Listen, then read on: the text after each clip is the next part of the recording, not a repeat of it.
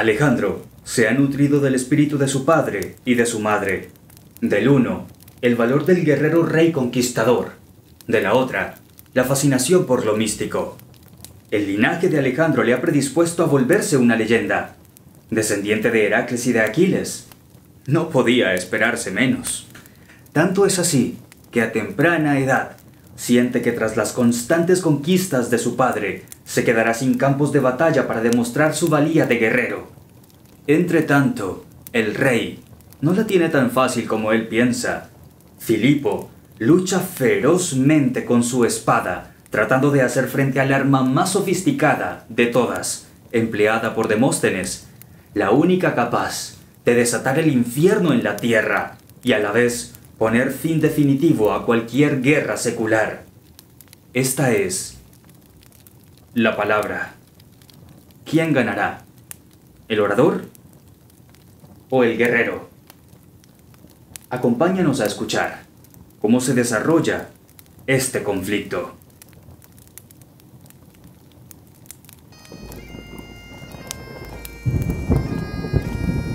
Hombres y mujeres perecen, pero las ideas, capaces de hacer arder con pasión los corazones, permanecen en la palabra. Bienvenidos sean, hombres y mujeres. Esperamos sus corazones ardan con las siguientes palabras, porque en Inauditos Audiolibros difundimos palabras de fuego.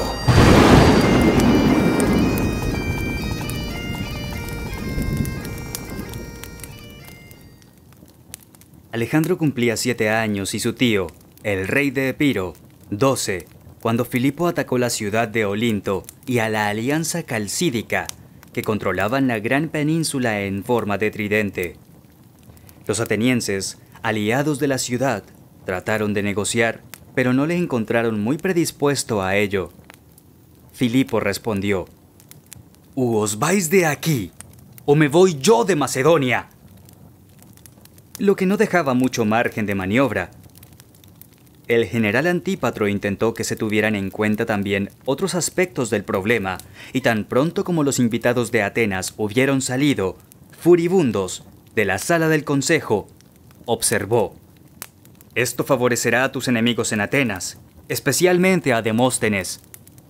No temas», comenzó diciendo el rey con un encogimiento de hombros. «Sí, pero es un excelente orador, aparte de un buen político.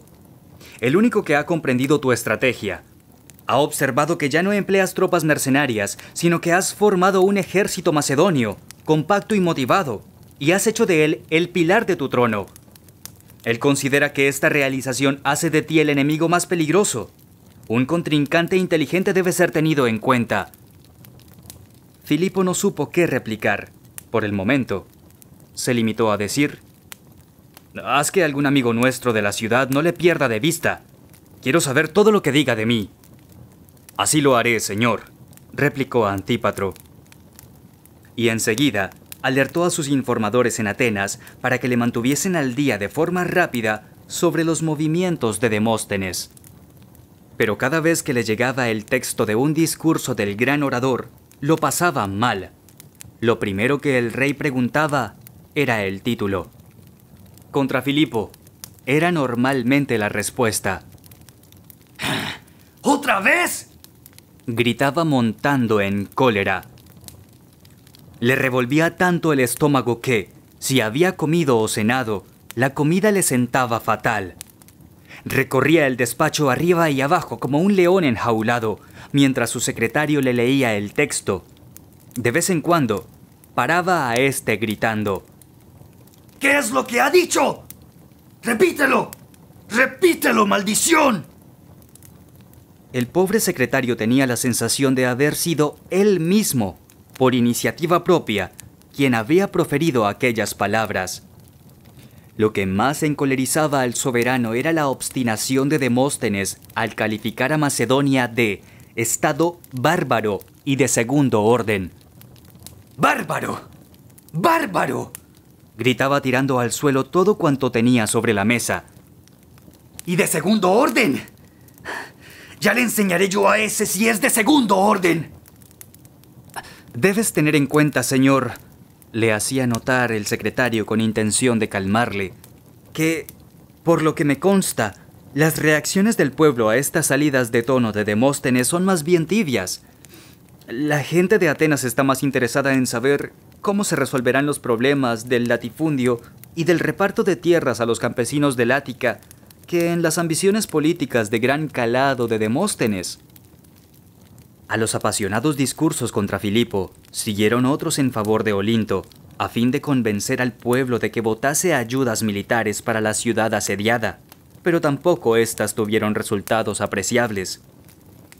La ciudad cayó al año siguiente, y Filipo la arrasó para dar un ejemplo inequívoco a todo aquel que tuviese la más mínima intención de desafiarle. «Así tendrá ese un buen motivo para tratarme de bárbaro», gritó, cuando Antípatro le invitó a reflexionar sobre las consecuencias, en Atenas y en Grecia, de gesto tan radical. Y, en efecto, aquella drástica decisión no hizo sino agudizar las diferencias en la península helénica. No había ciudad o pueblo en toda Grecia donde no hubiera un partido pro-macedonio o un partido anti-macedonio. Por su parte, Filipo se sentía cada vez más próximo a Zeus, padre de todos los dioses, por gloria y por poder, aunque los continuos conflictos a los que se lanzaba con la cabeza gacha, como un carnero enfurecido, para emplear sus propias palabras, comenzaban a pasarle factura. Bebía mucho durante los intervalos entre un conflicto y otro, y se entregaba a excesos de todo tipo, en orgías que duraban noches enteras. Por el contrario, la reina Olimpia se encerraba cada vez más en sí misma, dedicada al cuidado de los hijos y a las prácticas religiosas. Filipo visitaba ahora raras veces su lecho, y, cuando lo hacía, el encuentro terminaba de forma insatisfactoria para ambos. Ella se mostraba fría y distante, y él salía humillado de aquel enfrentamiento, dándose cuenta de que su fogosidad no provocaba a la reina la menor palpitación, la menor sensación. Olimpia era una mujer de carácter no menos fuerte que el de su esposo y celosísima de su dignidad. Veía en su joven hermano, y sobre todo en su hijo, a aquellos que un día serían sus inflexibles valedores, devolviéndole el prestigio y el poder que le correspondían y que la arrogancia de Filipo le arrebataba día tras día. Aunque las prácticas religiosas oficiales eran una obligación, carecían para ella evidentemente de sentido. Estaba convencida de que los dioses del Olimpo, si es que existían, no debían de tener el menor interés por las cosas humanas. Otros eran los cultos que la apasionaban, sobre todo el de Dionisos, un dios misterioso capaz de posesionarse de la mente humana y de transformarla, arrastrándola a un torbellino de emociones violentas y de sensaciones ancestrales. Se decía que se había hecho iniciar en los ritos secretos y que había participado de noche en las orgías del dios, en las que se bebía vino mezclado con poderosas drogas y se bailaba hasta el agotamiento y la alucinación, al ritmo de instrumentos bárbaros. En aquel estado le parecía correr de noche por los bosques, dejar en las ramas, hechas jirones, las hermosas vestiduras reales, para luego perseguir a las fieras salvajes, abatirlas y alimentarse de su carne cruda y aún palpitante. Y le parecía que luego caía extenuada, presa de un pesado sueño, sobre un manto de oloroso musgo. Y en aquel estado de semi-inconsciencia, veía a las divinidades y criaturas de los bosques salir tímidamente de sus guaridas. Las ninfas de verde piel como las hojas de los árboles, los sátiros de hirsuto pelo, mitad hombres y mitad cabras, que se acercaban a un simulacro del falo del gigantesco dios, lo coronaban de hiedra y de pámpanos de vid, lo bañaban de vino. Luego desencadenaban la orgía, bebiendo vino puro y entregándose a sus cópulas bestiales para alcanzar, en medio de aquel éxtasis frenético, el contacto con Dionisos, para imbuirse de su espíritu. Otros se le acercaban furtivamente con sus enormes falos erectos, espiando ávidamente su desnudez, excitando su lujuria animal. Así, la reina, en lugares recónditos, conocidos únicamente por los iniciados, se sumergía en las profundidades de su naturaleza más salvaje y bárbara, en los ritos que liberaban la parte más agresiva y violenta de su espíritu y de su cuerpo. Al margen de aquellas manifestaciones, su vida era la que las costumbres atribuían a cualquier mujer o esposa, y ella misma entraba en aquella vida como si cerrase tras de sí una pesada puerta que borraba todo recuerdo y toda sensación. En la quietud de sus aposentos enseñaba a Alejandro lo que en aquellos cultos podía aprender un muchacho. Le contaba las aventuras y las peregrinaciones del dios Dionisos, que había llegado, acompañado de un cortejo de sátiros y de silenos coronados de pámpanos, hasta la tierra de los tigres y de las panteras, la India. Pero si bien el influjo de la madre tenía un gran peso en la formación del ánimo de Alejandro, más aún lo tenía la imponente montaña de instrucción que le era suministrada por orden y voluntad de su padre.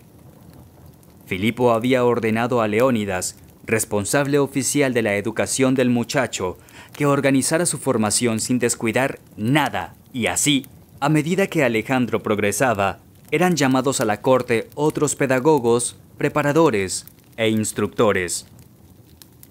No bien estuvo en condiciones de apreciar los versos, Leónidas comenzó a leerle los poemas de Homero, en particular la Ilíada, en la que se mostraban los códigos de honor y de conducta destinados únicamente a un príncipe real de la casa de los Argéadas. De este modo el viejo maestro comenzó a ganarse no solo la atención, sino también el afecto de Alejandro y de sus compañeros. La cantinela que anunciaba su llegada al aula, no obstante, siguió resonando en los corredores del palacio. ¡Cori, cori, corone! ¡Cori, cori, corone! He aquí cómo llega la corneja. También Hefestion escuchaba junto con Alejandro los versos de Homero, y los dos muchachos se imaginaban, arrobados, aquellas extraordinarias aventuras, la historia de aquel gigantesco conflicto en el que habían tomado parte los hombres más fuertes del mundo, las mujeres más hermosas y los mismos dioses, alineados uno en un bando, otros en el otro. Ahora Alejandro se daba perfecta cuenta de quién era, de aquel universo que giraba en torno a él y del destino para el que se le preparaba. Los modelos que le proponían eran los del heroísmo, la resistencia al dolor, el honor y el respeto de la palabra dada, el sacrificio hasta la entrega de la propia vida. A ellos se apegaba día tras día, no tanto por diligencia de discípulo, cuanto por propia inclinación natural. A medida que crecía, su naturaleza se revelaba como lo que era, partícipe al mismo tiempo de la agresividad salvaje del padre, de la cólera real que de repente estallaba como un rayo, y de la ambigua y misteriosa fascinación de la madre, de su curiosidad por lo desconocido, de su avidez por el misterio. Alimentaba hacia la madre un afecto profundo, un apego casi morboso, y hacia el padre una admiración infinita que, sin embargo, con el paso del tiempo, se iba trocando gratamente en afán de competencia, en un deseo cada vez más fuerte de emulación.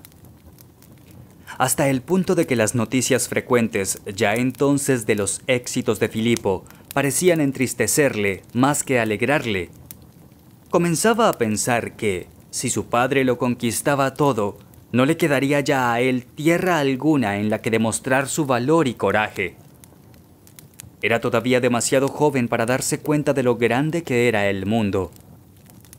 A veces, cuando entraba en el aula de Leónidas con sus compañeros para seguir sus lecciones, ocurría que se cruzaba de pasada con un joven de aspecto melancólico, que podía frisar los 13 o 14 años y que se alejaba rápido sin detenerse a hablar.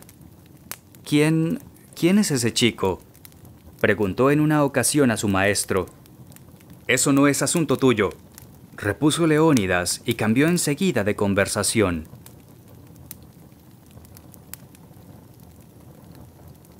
La mayor aspiración de Filipo, desde que se convirtiera en rey, había sido llevar a Macedonia al mundo griego, pero sabía que para conseguirlo tendría que imponerse por la fuerza. Por dicho motivo había dedicado en primer lugar todas sus energías a hacer de su país una potencia moderna, sacándolo de su condición de estado tribal de pastores y agricultores. Había desarrollado la agricultura en las llanuras, haciendo traer trabajadores expertos de las islas y de las ciudades griegas de Asia Menor, y había estimulado los trabajos de extracción en el monte Pangeo, obteniendo de sus minas hasta 1000 talentos anuales de oro y de plata. Había impuesto su autoridad a jefes tribales y les había ligado a él mediante la fuerza o con alianzas matrimoniales. Había creado además un ejército como no se había visto nunca otro hasta aquel entonces. Un ejército constituido por unidades de infantería pesada enormemente poderosas, unidades de infantería ligera de gran movilidad y escuadrones de caballería que no temían el enfrentamiento en la zona del Egeo. Pero todo esto no había bastado para que fuera aceptado como griego. Demóstenes, pero asimismo otros muchos oradores y políticos de Atenas, Corinto, Mégara, Sición, seguían llamándole Filipo el Bárbaro. Para ellos eran objeto de risa la pronunciación de los macedonios, quienes acusaban el influjo de los pueblos salvajes que presionaban en sus fronteras septentrionales, y sus monstruosos desafueros en el beber, en el comer y hacer el amor durante sus banquetes, que por lo general degeneraban en orgías. Consideraban bárbaro a un estado basado aún en los vínculos de sangre y no en el derecho de ciudadanía, regido por un soberano que podía mandar sobre todos y estar por encima de las leyes. Filipo alcanzó su objetivo al conseguir finalmente imponerse a los focenses en la guerra sagrada, logrando su expulsión del Consejo del Santuario, el más noble y prestigioso consejo de toda Grecia. Los 2 votos de que disponían sus representantes fueron asignados al rey de los macedonios, al que fue atribuido el cargo altamente honorífico de presidente de los Juegos Píticos, los más prestigiosos después de los olímpicos. Fue la coronación de 10 años de esfuerzos decisivos y coincidió con el hecho de que su hijo Alejandro cumplía 10 años. En ese mismo periodo, un gran orador ateniense de nombre Isócrates pronunció un discurso en el que exaltaba a Filipo como protector de los griegos y como el único hombre que podía aspirar a someter a los bárbaros de Oriente, los persas, que desde hacía más de un siglo amenazaban la civilización y la libertad helénicas. Alejandro fue informado de estos acontecimientos por sus maestros y tales noticias le llenaron de ansiedad. Se sentía ya lo bastante mayor como para asumir su papel en la historia del país, pero sabía perfectamente que era también demasiado pequeño para poder actuar. Conforme crecía, su padre le dedicaba cada vez más tiempo, como si le considerase ya un hombre, pero no por ello dejaba de lado sus más audaces proyectos. Su objetivo no era, en efecto, el predominio sobre los estados de la Grecia peninsular. Este era únicamente un medio.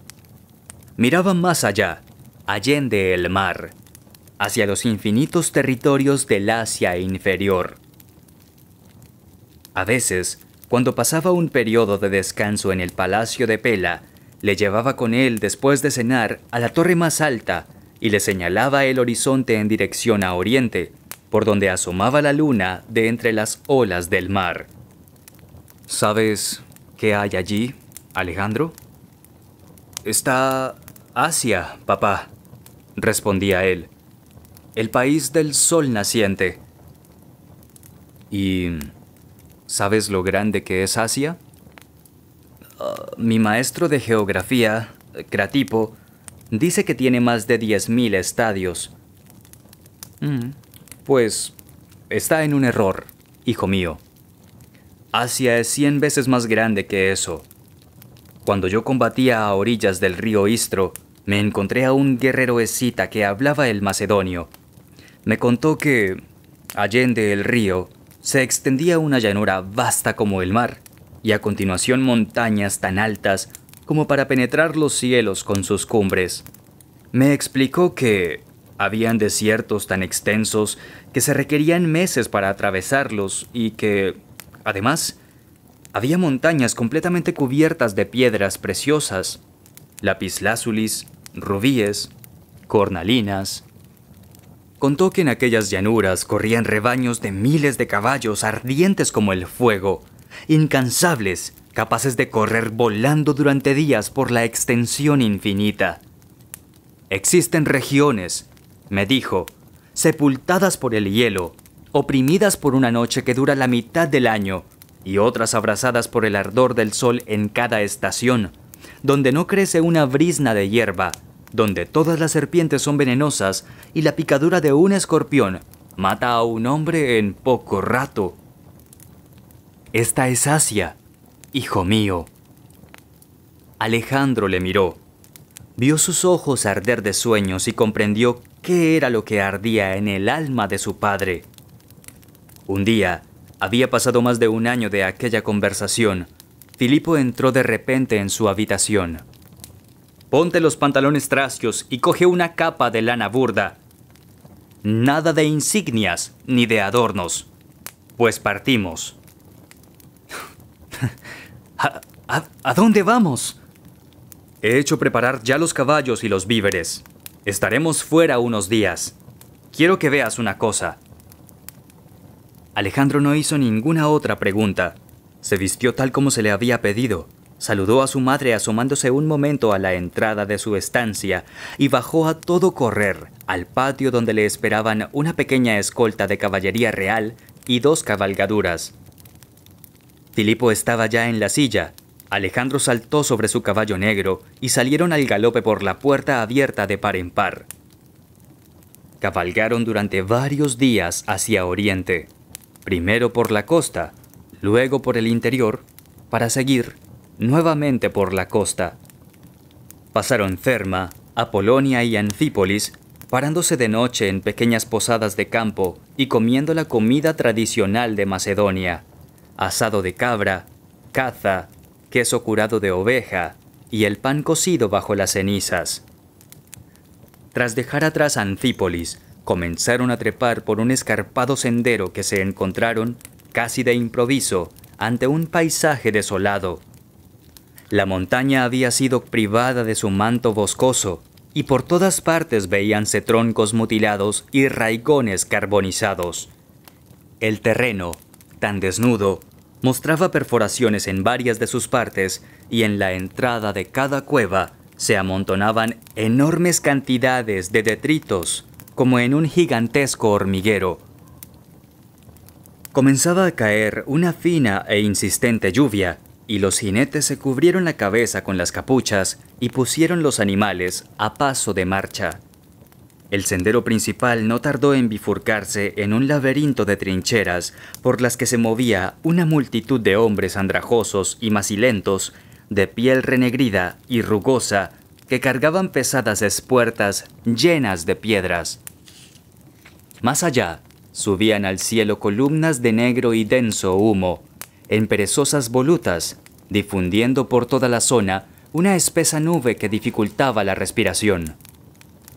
«Tápate la boca con la capa», ordenó Filipo a su hijo, sin añadir nada más.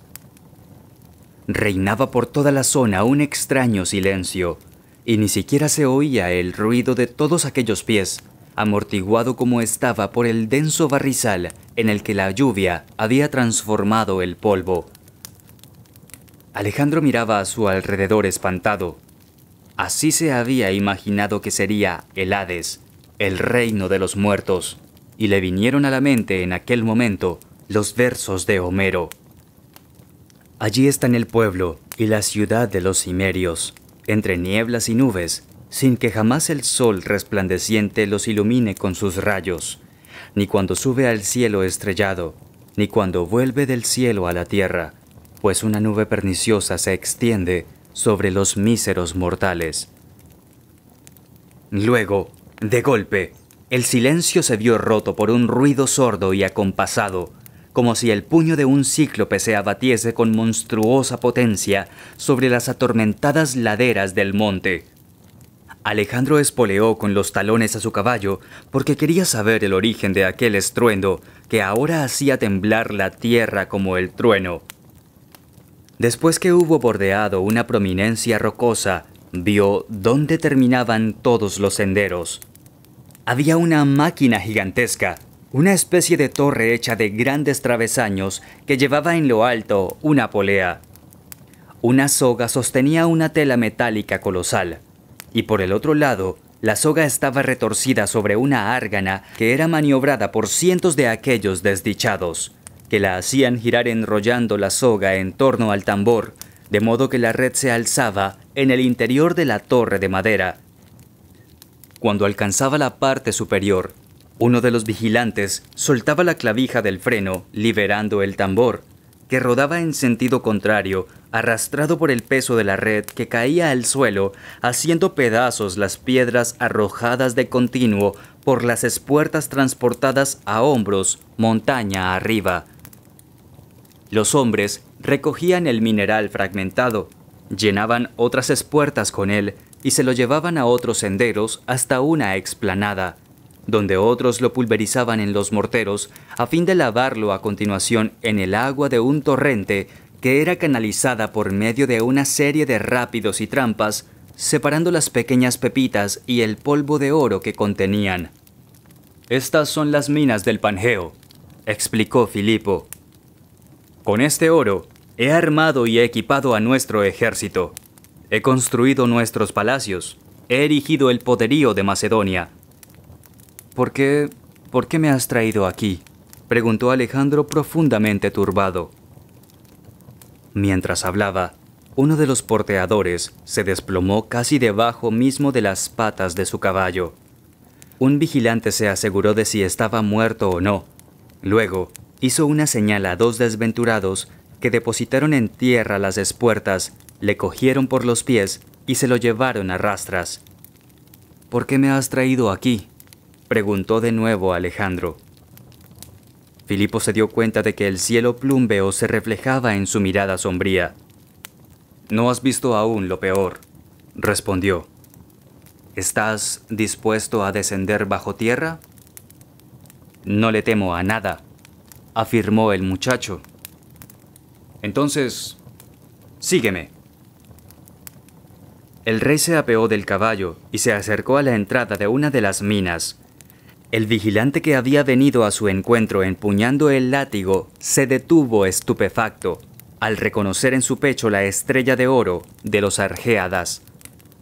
Filipo se limitó a hacer una indicación y volvió atrás, encendió un candil y se dispuso a guiarlos por el subsuelo. Alejandro siguió a su padre, pero apenas hubo entrado sintió que se sofocaba a causa de un hedor insoportable a orina, sudor y excrementos humanos. Había que avanzar inclinados y, en determinados puntos, casi con la espalda doblada, a lo largo de una angosta tripa que resonaba por doquier con un continuo martilleo, un jadear difuso, ataques de tos y estertores agónicos. De vez en cuando el vigilante se detenía allí, donde un grupo de hombres se hallaban ocupados en extraer con el pico el mineral o bien en la bocamina de los pozos. Al fondo de cada uno de estos palpitaba la claridad de un velón iluminando una espalda huesuda, unos brazos esqueléticos. A veces, el minero, al oír ruido de pasos o de voces que se aproximaban, alzaba el rostro para mirar y Alejandro descubría máscaras desfiguradas por la fatiga, las enfermedades y el horror de vivir.